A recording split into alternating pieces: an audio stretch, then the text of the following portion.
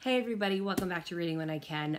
This is my third or fourth attempt on filming this video. Yesterday I was all amped. It was October 1st. I was going to film my video and get this all started, and I filmed it, and then my Mac alerted me that there was no more space on the computer, and all of the video that I filmed was just a sad gray square. So I'm attempting to do this now on my iPad, which I've never filmed on before. I keep wanting to look like the rest of the screen, so I hope I'm looking at the camera here. But yeah, my husband walked in, it was very loud, and then my grandfather clock went off, and it was too much. So anyway, filming now.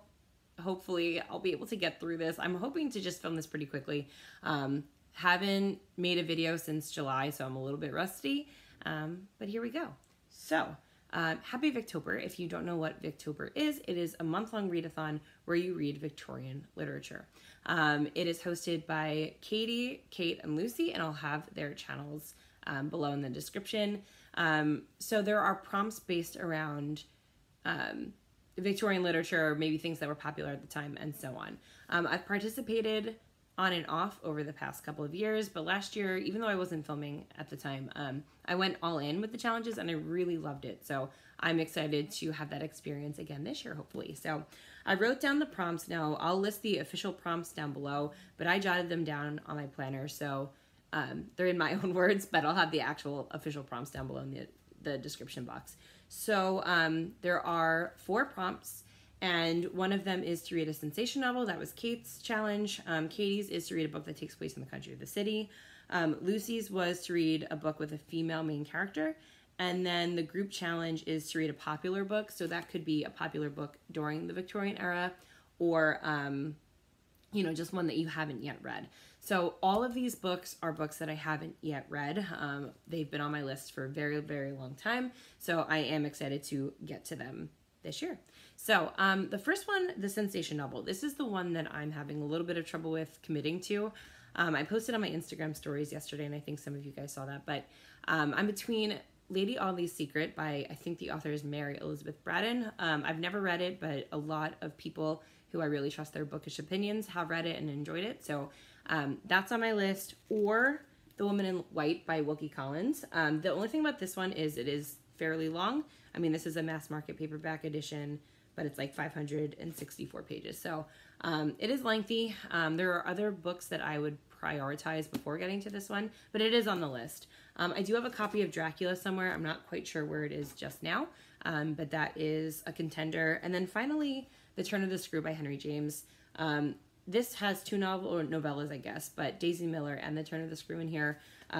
So I anticipate that this will be easier to get through than some of the longer books, but yeah, if you have one of those books on your list, or if you've read them before, let me know, because I would really like to know what your opinion is.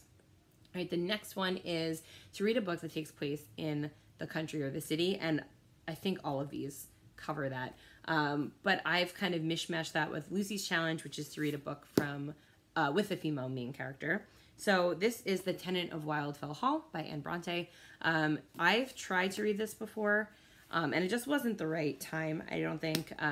But I only got about 60 pages in, so I can't wait to pick this up. The premise is definitely something that I would love. Yeah, so I can't wait for this, and this covers both of those categories. Now, the popular book that you haven't read before, again, all of my books kind of hit a lot of the categories or their prompts.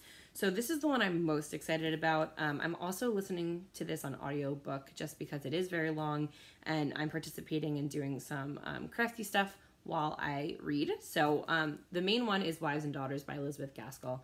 I bought this when I was in high school, and I graduated in 2005. So I've had it on my shelf for a very long time, and I have not touched it.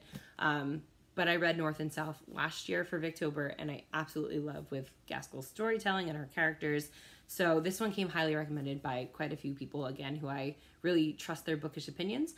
So I can't wait to get this. I've read the first like 40 pages or so, and I'm really, really enjoying it. So hopefully this won't take me too long. It is very long. It's over 600 pages, but again, that's why I'm doing audio as well. The audiobook is like 27 hours, but I do tend to listen to audiobooks at least like time and a half, sometimes double speed. So I don't anticipate it will take too long to get through, but we'll see what happens.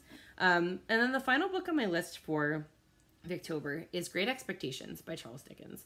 Now, I have read some of his books, but I honestly think maybe high school or college was the last time I read something other than A Christmas Carol. So my goal is to get through all of the Dickens books that feature characters from the show Dickensian. So that is a great way to start. I just want to get through Great Expectations and then maybe pick up one or two more of his books over the course of the year. I cannot believe we're in October already. I feel like the summer flew by. Last school year was just crazy. So this one seems mostly normal. So I'm very excited to get back into that swing of things. But yeah, what are you guys reading for Victober? It is so good to see you.